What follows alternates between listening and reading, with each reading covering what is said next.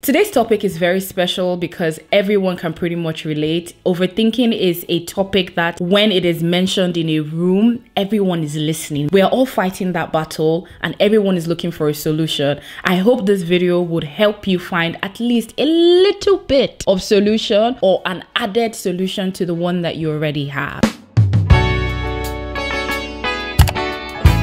So hey you guys, welcome back to my channel. If you're new, hey girl, my name is Lucy. I always say to stay subscribed. We have a good time on this channel. We hit 200k and I don't even know how to act. I don't know how to feel.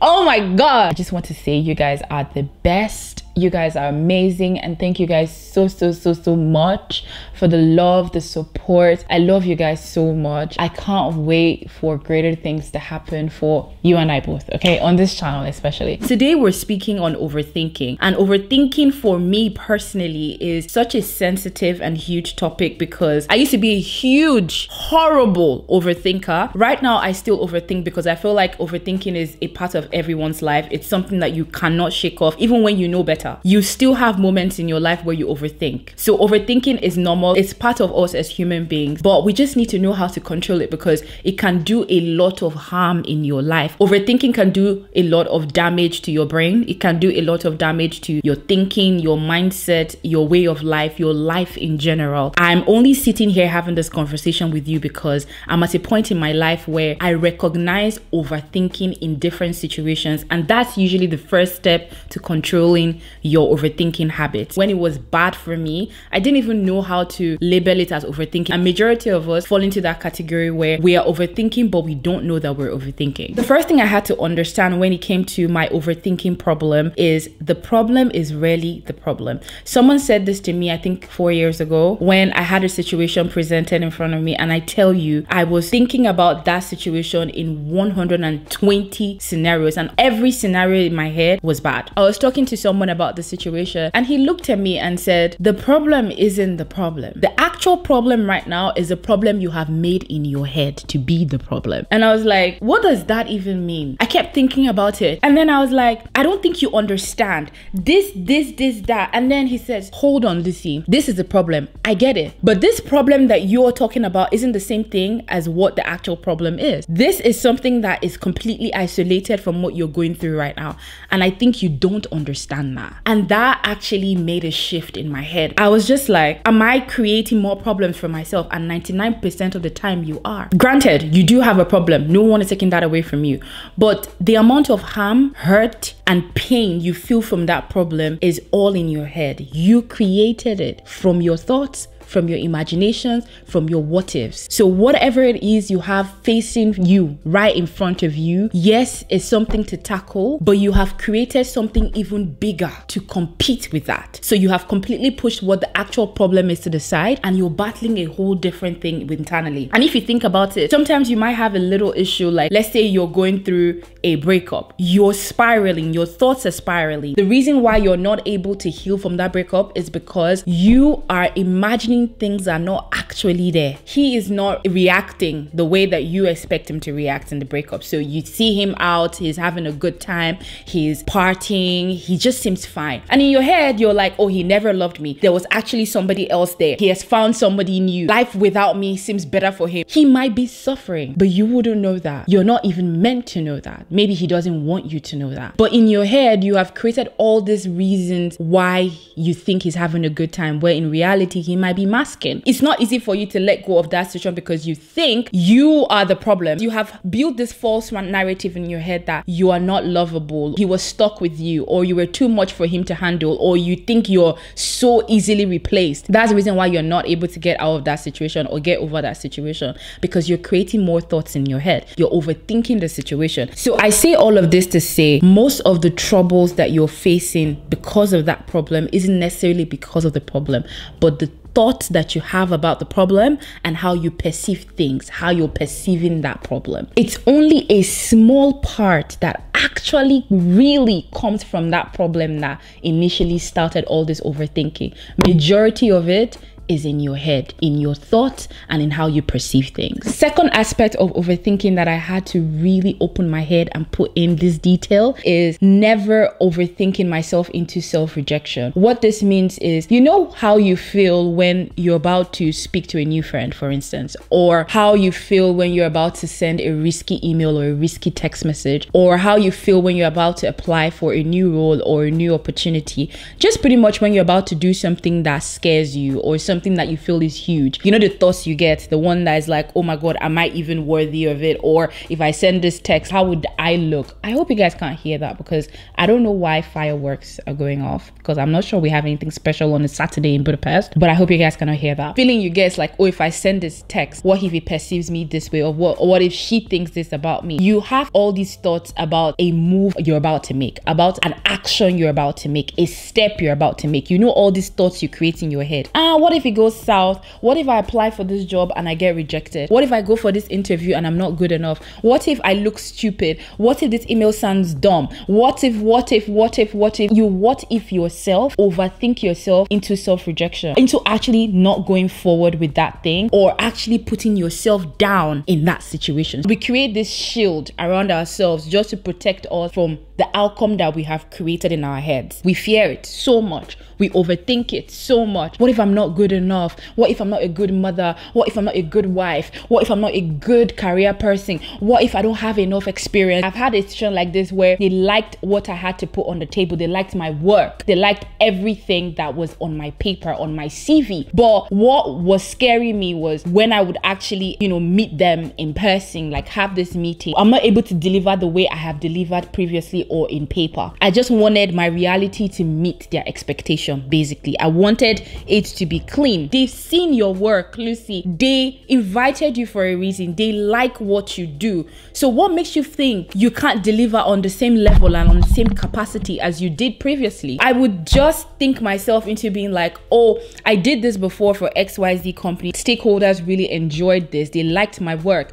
But what if I can't do it again at the same capacity? And then you know what happens at that point? I'll begin to create an outcome of when I didn't get it right. So I met up with them, I handled the project, or I was brought onto the team. I did the work. They didn't like it. They didn't like me in person and in reality. Then I would create an outcome from their end on that disappointment. The overthinking just goes, like it unravels. The more you get deeper into it, the more it keeps dragging you in and you're stuck in it. Now, the best thing for you is to just do it anyway. The way to beat fear and overthinking, I've said a lot of times on this channel, do it anyway. You want to apply for a job, you don't think in your head, there's a little voice telling you, I don't think you're qualified for this. Apply. Self-rejection will never, ever, ever help your overthinking problem. If for anything, it leads to more self-inflicted issues like self-doubt, low self-esteem, low confidence. You start to doubt yourself as a human being, your capacity, everything you're able to do as a person. You doubt that once you start rejecting yourself. One of the major triggers for this video is what I'm currently going through. I'm currently going through a situation right now, like as of today when I'm filming this video. My head is spiraling, was spiraling. And this is the reason why I was like, you know what, I didn't talk about overthinking. It's been a topic on my mind, but I'm like, today, let's do it, right? Because I'm currently going through a situation that has taken me years back. It has taken me from 2024 back to 2018, 2017, 2019. And I found myself opening different layers that I had completely shut and thrown away. I had to call myself back. Lucy, you know better. Realistically, look at this situation and stop looking at it from a point of, I think this is what will happen. Fast forward thinking. One thing that has helped me over the years is silence and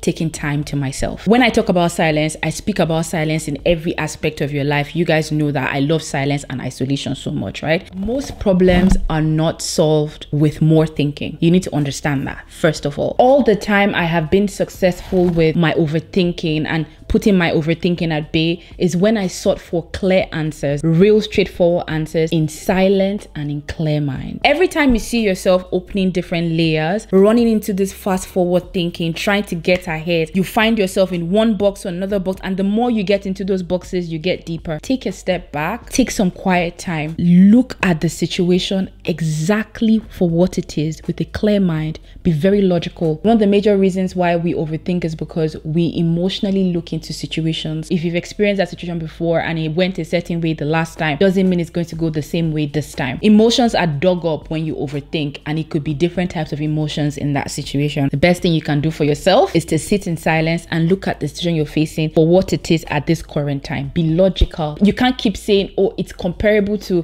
what happened in 2018. That's what I was doing today. I sat here, looked at my problem, and I was like, it's given the same situation that happened to me in 2018. How did that situation actually go, and what was the outcome of it? So I found myself in this rabbit hole where I was like, this is how it started and this is what happened, and it's literally just given the same timelines. And then, okay, how did we resolve this? This is how we resolved it. How long did it take me to resolve it? This is how long it took me to resolve it. How much pain was I in? This is how much pain I was in, and that scared me. I completely forgot that this is 2024 June. Yes, could be a little similar situation, definitely a problem, but doesn't mean it's going to be the exact same way it was in 2018. I had to snap myself back into reality. And one other thing that really helps me in this silent space is understanding that not even every problem deserves a solution, or not every problem requires a solution. You see a problem that is not even fixable, or you've tried and it's not fixable, stop trying. You wouldn't always fix every issue. You wouldn't always get it right. The moment you try 1 time, 2 times, 3 times, leave it alone. Stop trying. I think